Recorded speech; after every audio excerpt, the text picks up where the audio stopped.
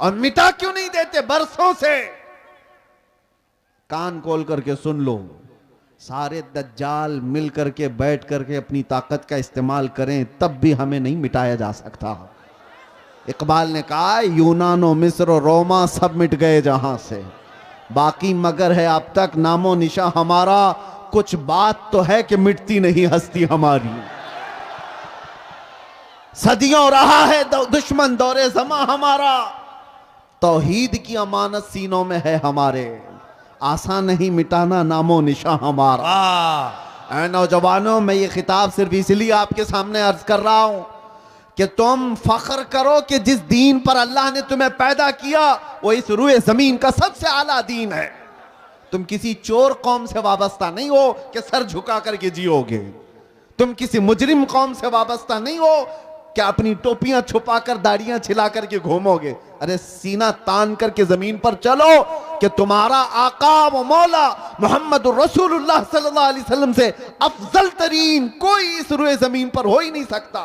बेशक बेशक आप उस नबी के पैरोकार हैं, उस नबी के पैरोकार हैं जिसको अपने तो अपने सारे गैरों ने भी सच्चा और अमीन कहा है। सुभान अल्लाह। तुम्हें डर किस बात का है? आज दीन इस्लाम पर अगर तुमको खुद शक पैदा हुआ तो फिर तुम्हारा कोई इलाज क्या करे? सबसे पहले यकीन की दौलत पैदा करो कि जिस दीन पर मैं कायम हूं वो अल्लाह का पसंदीदा दीन है। अल्लाह ने कुरान में फरमाया व रज़ीतु लकुमुल इस्लाम दीना, मैं तुम्हें इस्लाम देकर राजी हुआ। एक सहाबी हैं हजरत खब्बाब इब्न अल-अरत रज़ी अल्लाह तआला अन्हु, इनको कुफारों मुशरिकीन ने कैद करके सूली पर चढ़ाया था।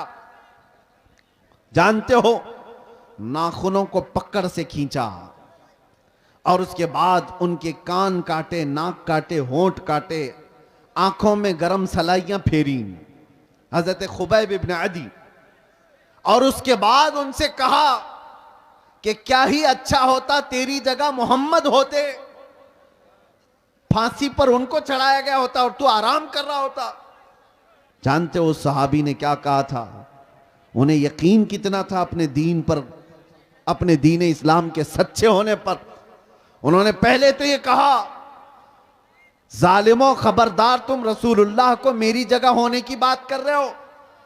कसम रब्बे जुल जलाल की, मेरे जिस्म के 1000 टुकड़े हो जाए मैं गवारा करूंगा, मेरे नबी ये पाक के तलवों में कांटा भी चुभे मुझे ये बर्दाश्त नहीं है। और दूसरी बात, तुम ये सोच रहे हो कि मैं कत्ल हो जा रहा हूं, मर जाऊंगा, मुझे इस बात का जरा भी डर नहीं, इसलिए कि तुम कत्ल करके जिस जानिब भी मुझे फेंकोगे मैं दीन इस्लाम पर दुनिया से जा रहा हूं। सुभान अल्लाह। सबसे बेहतरीन दीन पर मैं मर रहा हूं, यह मुझे फख्र है, मुझे गर्व है। आज नौजवानों के अंदर यह फख्र चाहिए हमें कि तुम दीन इस्लाम से वाबस्ता हो। जब तुम्हारा यकीन बढ़ जाएगा अल्लाह की मदद आएगी। तुम्हारा यकीन बढ़ जाए, कुत्ते भौंकना भी बंद कर देंगे। आपका यकीन पाए तकमील तक पहुंचे। अगर तसलजुल तुम्हारे अंदर है, डुलमुल यकीन के साथ जी रहे हो, तो फिर जाहिर सी बात है लोग तुम्हें तरह तरह के शोशे छोड़कर शक और शुबा में पैदा कर देंगे। आज जिन हालात से हम दुचार हैं, क्यों दीन इस्लाम की इस अजमत पर लोग उंगलियां उठाने की कोशिश कर रहे हैं? आपको अंदाजा है? तुम्हारा खुद का अमल जरूरी है। आप अभी अब मैं नारा लगाऊं इस्लाम जिंदाबाद तो सारे जोश से लगाएंगे, इस्लाम जिंदाबाद, इस्लाम जिंदाबाद। बोलोगे कि नहीं बोलोगे? इस्लाम से मोहब्बत है। सड़कों पर आओगे तो बड़े नारे हैं, जुलूस में जाओगे तो भी नारे हैं इस्लाम जिंदाबाद। लेकिन ये इस्लाम जिंदाबाद शादियों में कहां है? तुम्हारे घर की औरतों में कहां है? वाह वाह वाह वाह। बेटियों पर इस्लाम क्यों नहीं नजर आता? अच्छा पैगाम। वाह। बीवियों पर इस्लाम क्यों नहीं नजर आता? जब तुम्हारे घर में इस्लाम जिंदाबाद नहीं है तो सड़कों पर नारा लगा करके क्या फायदा है? सबसे पहली बात, अपने घर से इस्लाम को जिंदा करो। जिस दीन से तुम वाबस्ता हो, दूसरों पर नाफिज करने की बजाय, दूसरों को जवाब देने की बजाय पहले अपने घरों में इस्लाम जिंदा करो। आज तुम्हारी बेटियां और तुम्हारी औरतें इस्लाम की पाबंद नहीं है, बेपर्दा बाहर उठती हैं, तो जाहिर सी बात है जैसे तुम्हारी इसमें सठियाया हुआ बुढ़ा अगर हमारी बेटी के हिजाब पर हाथ लगाता है, वजह क्या है? अरे वो तो सटिया गया है, रिटायर्ड हो जाना चाहिए। जाहिर सी बात है जब बुढ़ापा ज्यादा हो जाता है तो आदमी पागल हरकतें करने लगता है, लेकिन लोग इसको पागल समझ करके ना छोड़ दें, क्योंकि गलियों में बहुत सारे लोग पागल होते हैं तो उन्हें मेंटल हॉस्पिटल जाना चाहिए। खाली रहें तो दूसरों को तकलीफ देते रहेंगे। तुम्हारी बच्चियां और तुम्हारी बहनें अगर उनके पर्दे और उनके हिजाब तक हाथ आता है तो तुम वावेला मचाओगे बाद में, क्या रे बेटियों के पर्दे पर हाथ आ गया, उनके हिजाब पर उंगली उठ गई, लेकिन जब तुम्हारे घर में बात आए तो तुम खुद नंगा घुमाना चाह रहे हो। मेरे आका सल्लल्लाहु अलैहि वसल्लम ने फरमाया दयूस जहन्नमी है, दयूस जहन्नमी है, दयूस जहन्नमी है। 3 मर्तबा मेरे आका ने फरमाया। सहाबा ने पूछा या रसूल अल्लाह सल्लल्लाहु अलैहि वसल्लम वो कौन है दयूस? हुजूर फरमाते हैं दयूस ऐसा शख्स है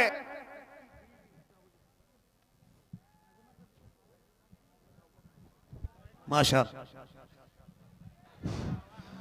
दयूस ऐसा शख्स है जिसकी बीवी बेपर्दा बाहर घूमती हो। उस मर्द के बारे में हुजूर फरमाते हैं वो जहन्नम में जाएगा।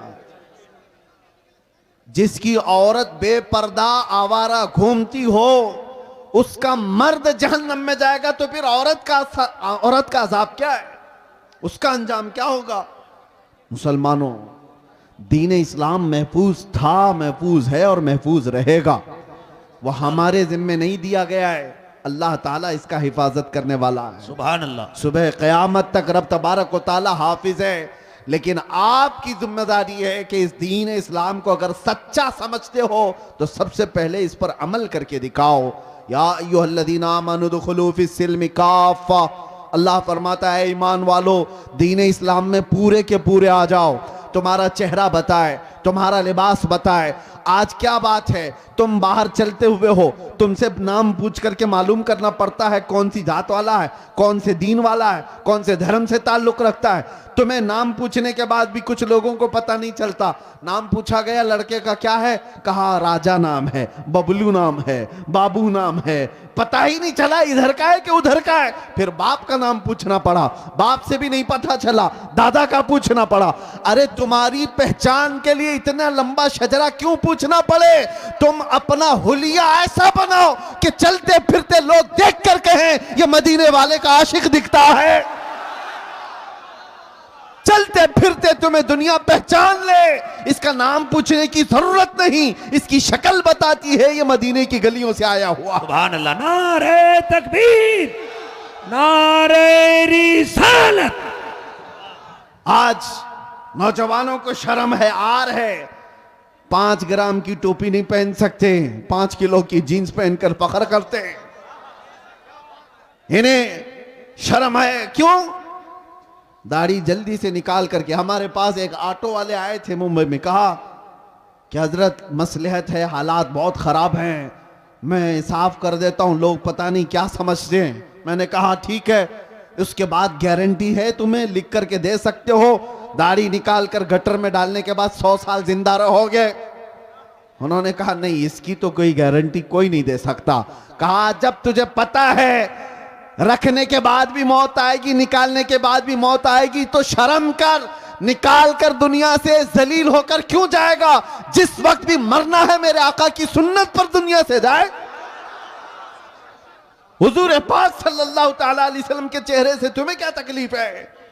दुनिया अगर दीन इस्लाम पर चलने की वजह से तुम्हें तानो तशनी करती है तो मेरे अजीजों, ये आपके लिए डर करके अपने आप को बदलने की जरूरत नहीं। सुनो, अगर तुमने दीन इस्लाम पर अमल किया और लोग ताना देने लगे तो फरमाया गया है कि उसे 100 शहीदों का सवाब दिया जाएगा। मन तमस्सक बिसुन्नती इंद फसाद उम्मती फलहू अजरु मिअती शहीदिन।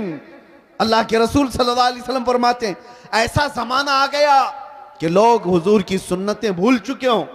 उस जमाने में कोई नबी पाक की सुन्नत को जिंदा करता है, हुजूर फरमाते हैं उसे 100 शहीदों का सवाब दिया जाएगा। नौजवानों, डर और खौफ आता ही जाएगा जितना तुम भागते जाओगे मेरे नबी से, उनके अखलाक से जितनी दूर जाओगे मारे ही जाओगे। हमें तो फख्र है इस बात पर, जिस दिन भी मारे जाएंगे मेरे नबी के गुलाम कहकर मारे जाएंगे। डर किस बात का है? और इसीलिए आप सबको इस बात की तैयारी में रहना चाहिए कि दुनिया से जाने का वक्त आए तो जलीलों में ना उठाया जाए। अल्लाह अल्लाह। ऐसी हालत ना रहे कि लोग जनाजा पकड़ने में भी शर्म महसूस करें। ऐसी अपनी हालत बना करके रखो कि आखिरी वक्त आए तो लोग देखने को तरस जाएं।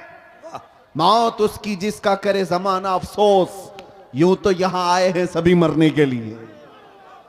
तवज्जो चाहता हूं नौजवानों, मुस्तफा करीम सल्लल्लाहु ताला अलैहि वसल्लम से जितनी वफा करोगे उतनी इज्जत के साथ अल्लाह ताला जिंदगी अता करता है, उतनी ज्यादा इज्जत के साथ जिंदगियां मिलती हैं। ये तो दुनिया की बात है, थोड़ी बहुत तकलीफ अगर आ भी गई, आखिरत की इज्जत अल्लाह ताला के यहां है तुम्हारी। बस शर्त यह है कि मोहम्मद से वफा तूने, तो हम तेरे हैं, ये जहां चीज है क्या लाहो कलम तेरे। तुम जितना भागोगे उतनी इज्जत तुमसे दूर भागेगी। तुम सोचते हो बहुत मॉडर्न बनने में इज्जत है, पॉश लोगों के साथ जीने में इज्जत है, वो तो हम देख रहे हैं। आज ये हजारों लाखों का मजमा हमें क्यों इज्जत देता है? हमें क्यों इज्जत देता है? हम कौन सी पार्लियामेंट से आए हुए लोग हैं? यहां उलमा को मिंबर पर क्यों बिठाया गया है? वजह सिर्फ यह है कि रसूलुल्लाह की हदीस से या उनके दीन से निस्बत रखने वाले लोग हैं। सुभान अल्लाह। नबी पाक सल्लल्लाहु ताला अलैहि वसल्लम की इज्जत से जिनकी निस्बत है उनको दुनिया में यह इज्जत है, आखिरत में अल्लाह ताला के यहां और बड़ी इज्जत है। ऐ नौजवानों, इसीलिए आला हजरत की बात सुनो। आपने क्या कहा? आज ले उनकी पनाह, आज मदद मांग उनसे, कल न मानेंगे कयामत में अगर मान गया। दीन इस्लाम की सच्चाई तुम्हारे रग रग में बस जाए। कुरान सच्चा है या नहीं? तुम्हारा यकीन है कुरान सच्चा है या नहीं? तुम्हारा दीन सच्चा है या नहीं? तुम्हारा नबी सच्चा है या नहीं? तुम्हारा खुदा सच्चा है या नहीं? जब ये सारी चीजें सच्ची हैं तो मेरे अजीजों तुम झूठे कैसे हो सकते हो? तुम्हारा सब कुछ सच्चा है तो तुम झूठे कैसे हो सकते हो? तुम्हारे अखलाक सबसे आला होनी चाहिए। दुनिया आज जो मुंह फेरी हुई है हमारी तरह से, वो हमारे चंद औबाशों को देखकर, वरना आज भी मेरे अजीजों मेरे मुस्तफ़ा के अखलाक पर आ जाओ, दुनिया अपने आंखों पर बिठा रखेगी। इलाके के इलाके इंतजार में है मोहम्मद अरबी का गुलाम आए, लोग ऐसे मिल जाएं जो हमें मोहब्बतों से भर दें। मैं अपनों की बात नहीं कर रहा हूं, गैरों की भी बात कर रहा हूं। जो गैर मुस्लिम है वो भी इस इंतजार में है कि सच्चा कोई गुलाम रसूल तो आए, जिसके आते ही अल्लाह बरकतें और रहमतें आम कर दे। लेकिन आप में से उठता कौन है? यहां हर कोई ये चाहता है पड़ोस के घर में हुसैन पैदा होना चाहिए, मेरे घर में नहीं। करबला जाने वाला हुसैन वो पड़ोसी के घर में होना चाहिए, हमारे घर में नहीं। आज कुर्बानियों की भी जब जरूरत पेश आए, उलमा भी यहां मौजूद हैं, सबसे मैं कहता हूं हालात ऐसे आ गए हैं कि कौम बुज़दिल होती जा रही है। इन्हें पावरफुल रखने के लिए, इन्हें अपने दीन इस्लाम पर मजबूत रखने के लिए उलमा को निडर होना बहुत जरूरी है। आप लोगों के सामने ये बताएं कि हम किसी मुजरिम कौम से वाबस्ता नहीं। दुनिया हजार प्रोपेगेंडा करे, मेरा दीन सच्चा है, मैं सर उठाकर जीऊंगा। बेशक बेशक। मेरा लिबास कोई ऐसा नहीं है कि जिसे देखकर मैं छुपाऊं। अरे वो चोर हो तो छुपाए, मैं अपने नबी के अखलाक को क्यों छुपाऊं? आपको एक बात मैं बताता हूं, दुनिया चोटी रखने में शर्म नहीं करती, तुम्हें दाढ़ी रखने में क्यों शर्म आए? क्या कहने, वाह वाह वाह वाह। अरे ऐसे भी देखे हमने मर्द होकर बालियां भी पहन रहे हैं, चूड़ियां भी पहन रहे हैं, और जीन्स को फाड़ करके सतर दिखा करके भी चल रहे हैं। लोग उनको कहते हैं बड़े फैशनेबल लोग हैं। अरे नंगा घूमना अगर फैशन है तो भैंस सबसे ज्यादा फैशन करती है, वो तो कुछ भी नहीं पहनती। नंगा अगर घूमना ही फैशन है तो जानवर ज्यादा फैशन करते हैं। लेकिन मैं ये बातें इसलिए कर रहा हूं कि दुनिया अगर नंगा घूम करके भी फख्र करती है तो अपने नबी के अखलाक पर अमल करके तुम्हें कौन सी हया आती है, तुम्हें कौन सी शर्म आती है? याद रखो, इमाम आजम अबू हनीफा रदी अल्लाह ताला अन्हु 80 साल के करीब उम्र हो रही है, 70 के ऊपर उम्र हो गई। आपके शागिर्द कहते हैं एक मर्तबा इमाम आजम नमाज में खड़े होकर रो रहे थे, रो रहे थे, रो रहे थे। नमाज खत्म होने के बाद दुआ करते हैं। किसकी बात कर रहा हूं? इमाम आजम अबू हनीफा की, जो सिराजुल उम्मा हैं, हजारों मसाइल का हल करके उम्मत को दिया है। कितने हजारों शागिर्द उनके, 80% उम्मत का तबका उनकी इक्तिदा करता है, करोड़ों मुसलमानों के इमाम। अल्लाह की बारगाह में रोते हुए क्या कहते हैं जानते हो? ऐ अल्लाह, तवज्जो, वो इमाम आजम की बात कर रहा हूं जिसने जहां वफात पाई 4000 खत्म कुरान किए, रात भर खड़े होकर फजर तक नमाज पढ़ते थे। वो अल्लाह की बारगाह में कहते हैं ऐ अल्लाह, कयामत के दिन अबू हनीफा की बख्शिश हो गई तो ताज्जुब की बात होगी, वरना मुझ जैसा आदमी बख्शे जाने के काबिल कहा। इमाम आजम कहते हैं, और जो बात मैं कहने जा रहा हूं वो ये, रोते हुए अल्लाह की बारगाह में यूं कहते हैं ऐ अल्लाह, मेरे पास कोई अमल नहीं रह गया, लेकिन तूने फरमाया है सफेद दाढ़ी वाले को अजाब देने में मुझे हया आती है। ऐ अल्लाह, मेरी सफेद दाढ़ी को देखकर मुझ पर रहम फरमा दे। सफेद दाढ़ी को देखकर ऐ अल्लाह तू मुझ पर रहम कर दे। वो करोड़ों मुसलमानों के इमाम अपनी दाढ़ी को अल्लाह के बारगाह में अर्ज कर रहे हैं कि इसकी बदौलत तो तू मुझे माफ कर दे। जरा तुम भी अपने चेहरों पर हाथ फेर करके देख लो, अल्लाह की बारगाह में क्या रखने वाले हो। रब तबारक व तआला की बारगाह में बुढ़ापा आ गया, लेकिन लोगों के अंदर से जवान बनने की ख्वाहिश खत्म नहीं होती। दीन इस्लाम पर आओ मेरे अजीजों। नबी पाक सल्लल्लाहु ताला अलैहि वसल्लम के सहाबा की दो चंद मिसालें देकर मैं खत्म कर दूंगा बात को। तवज्जो, आज आप कहते हैं मोहब्बत मुस्तफ़ा है, इश्क रसूल है, अमल की बात जब आए तो कैसी होनी चाहिए? हुजूर का एक फरमान आ जाए, आंख बंद करके अमल कर लेना चाहिए। उसी को कहते हैं सच्चा आशिक रसूल। नबी पाक की बात आ गए तो आए काई नहीं करेगा, वो सबसे पहले अपने नबी के फरमान पर आंख बंद कर अमल करेगा। मोमिन की यही शान है। हजरत अनस फरमाते हैं शराब अभी हराम नहीं हुई थी, लोग शराब पीते थे, धीरे धीरे इस्लाम में शराब हराम हुई। तो अचानक एक शाम हजरत अनस कहते हैं मैं सबको शराब के प्याले भर कर दे रहा था, मदीने में आवाज आई ऐ मोमिनो, अल्लाह के नबी ने फरमाया शराब हराम हो गई।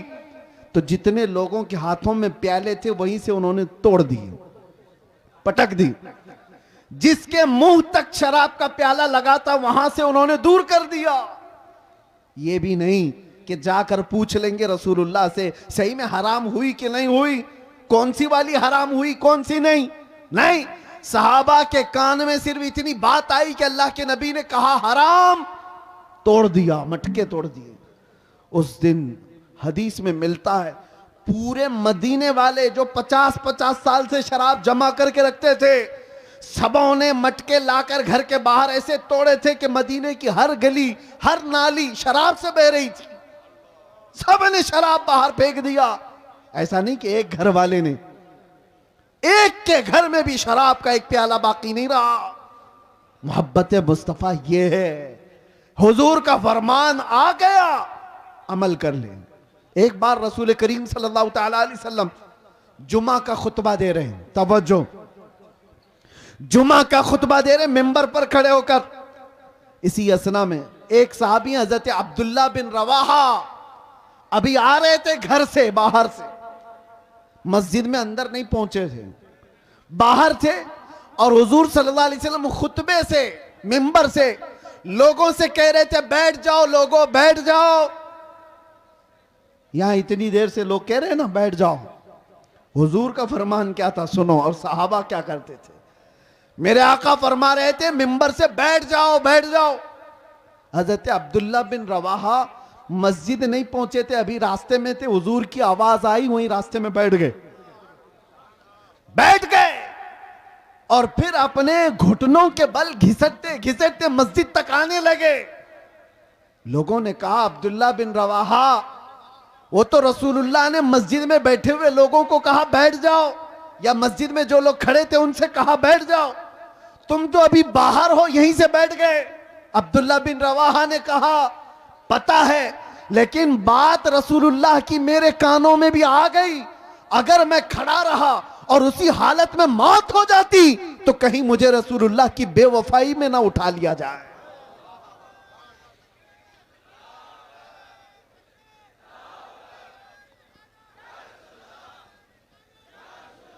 वो सहाबी का ईमान था।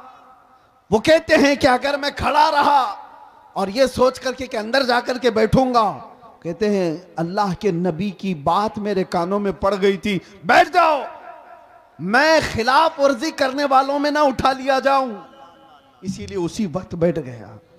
अजीजा ने गिरामी वखार, उसका थोड़ा सा हिस्सा अगर हमारी जिंदगी में आ जाए, मेरे नबी ने जिस चीज को हराम कहा है उसको हराम जानो। रसूल करीम सल्लल्लाहु अलैहि वसल्लम ने जिस चीज से तुम्हें बचाया उससे बच जाओ। यही इश्क रसूल है, यही मोहब्बत मुस्तफ़ा है, यही तुम्हारे दीन इस्लाम के अंदर मजबूती से कायम होने का सबब है। आज लोग आम तौर पर मुसलमानों के मोहल्ले में सूद का कारोबार, ब्याज कहते हैं, क्या कहते हैं आप लोग, सूद कहते हैं, बड्डी कहते हैं, ब्याज, इंटरेस्ट, जिस तरह से भी। नबी पाक सल्लल्लाहु अलैहि वसल्लम का फरमान जानते हो, मेरे आका ने फरमाया सूद का एक लुकमा जिसने खाया वो गुनाह ऐसा है जैसे कि किसी ने अपनी मां से काबे के सामने जिना किया। अल्लाह अल्लाह अल्लाह अल्लाह, काबा शरीफ के सामने अपनी मां से बदकारी करने के बराबर है सूद।